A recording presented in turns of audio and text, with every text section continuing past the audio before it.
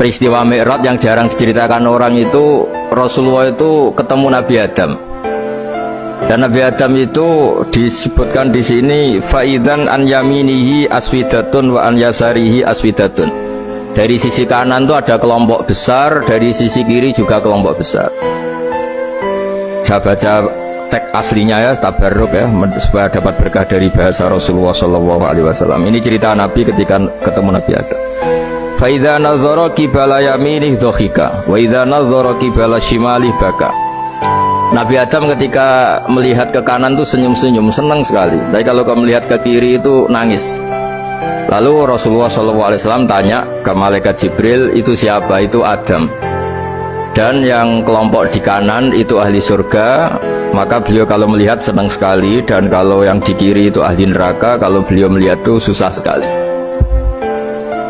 Artinya apa? Betapa susahnya jadi Nabi Adam itu. Jadi kalau misalnya ada koruptor ketangkep gitu ya, yang nangkep ya cucunya, yang ditangkep juga cucunya.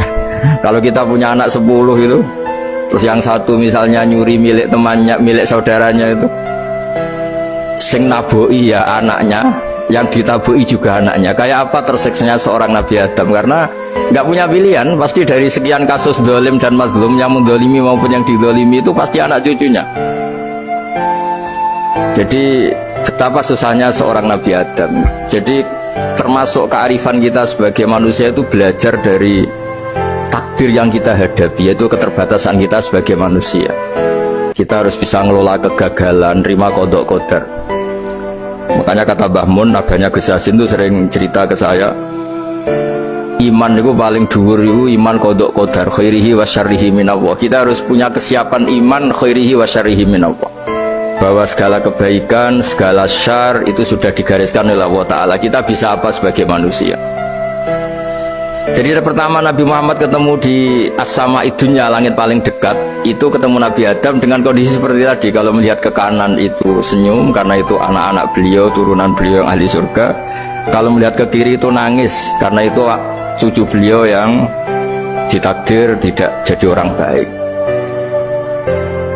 Artinya kalau ada peristiwa sosial apa saja, yang satu zalim, yang satu mazlum, atau yang satu benar, yang satu salah, atau sama-sama benar tapi salah paham, itu semua adalah cucu Nabi Adam alaihis salam. Dan itu membuat beliau kadang-kadang dohika, kadang-kadang senyum, kadang-kadang baka, kadang-kadang nangis. Jadi itu yang menjadikan tambahnya arifnya Rasulullah SAW. Saya teruskan. Qultu ya Jibril man hadha? Qal hadha Adam wa hadhil aswita an yamini wa an shimalih nasamu bani fa ahlul yamin ahlul jannah wal aswita allati an shimali ahlun nar fa idza nazara qibala yamini dhahika wa idza nazara qibala shimalihi baka.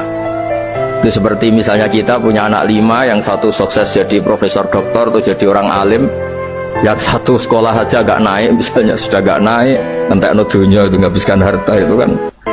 Tapi barokahnya itu mungkin kita mau jadi sombong tidak jadi gitu, karena punya anak yang nggak sukses. Mungkin barokahnya punya anak nggak sukses itu meredam keangkuhan kita, terus kita menjadi orang yang sopan dengan tetangga, dengan orang lain, karena dipaksa punya hal-hal yang seperti itu. Jadi semua yang ditakdir Allah kalau kita ridho itu pasti baik.